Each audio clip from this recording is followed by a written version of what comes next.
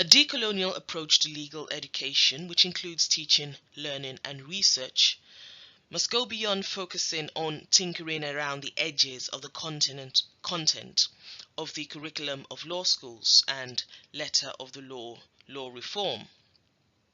A decolonial approach should consider first understanding and then rethinking the function and impact of law and legal education if we desire to bring to birth a different world from the one in which the frames of the discipline and the profession were first laid out. We need to re-envision legal education and the law that arises from it, because if we do not, we attempt in vain to change the world. Without re-examining the nature of the law itself and its complicity in creating the unequal colonial world that we are attempting to change, the world will remain the same. In thinking about what decolonization means for our academic practices in UK higher education law schools and our understanding of what law is, I find Sarah Ahmed's writings on use very instructive. She writes that use can sometimes become a subversion of function. The way a thing is used can subvert or even obliterate its intended function. The more a path is used, the more a path is used, she says. Use is how the past lives on in the present. Use is how lawful becomes normal.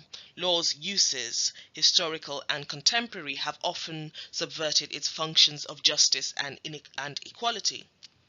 Acknowledging this historical and contemporary use invites us to view law as an uninterrupted continuum across space and time, to unveil the human consequences of historical control that continue to live with us.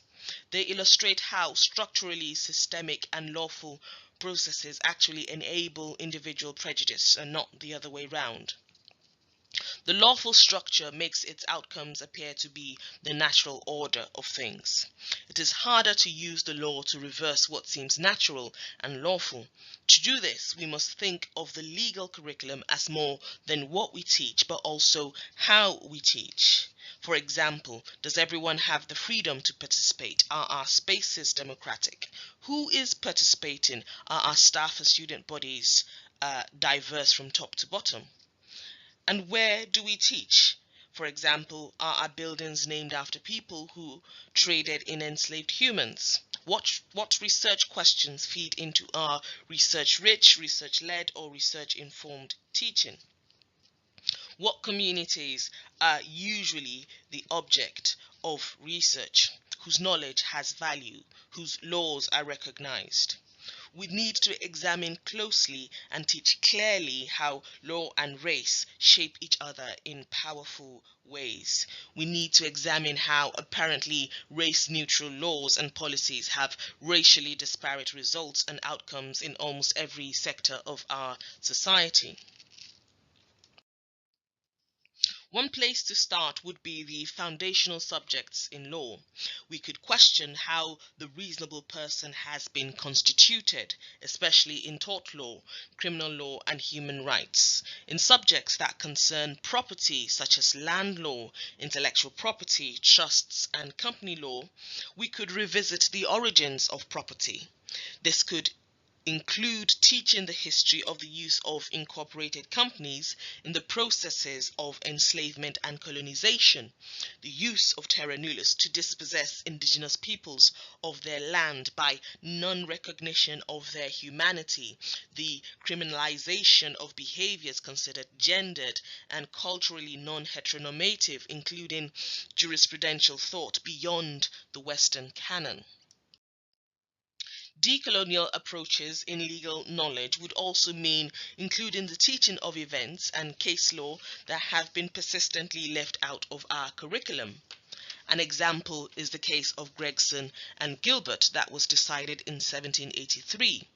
In August of 1781, Zong, a ship designed to carry approximately 193 enslaved persons, sailed from Accra, Ghana to Jamaica with 442 enslaved Africans aboard.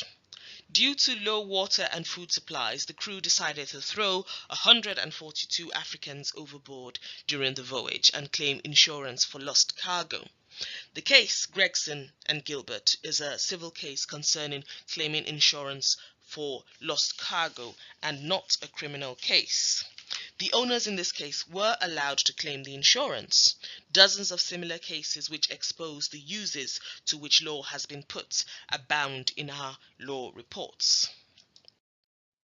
Beyond the classroom, decolonial approaches in legal knowledge would mean building collaborative networks in higher education and across the world. In fact, it would mean thinking beyond the university and joining forces with social movements and causes around the world who are already doing liberatory work.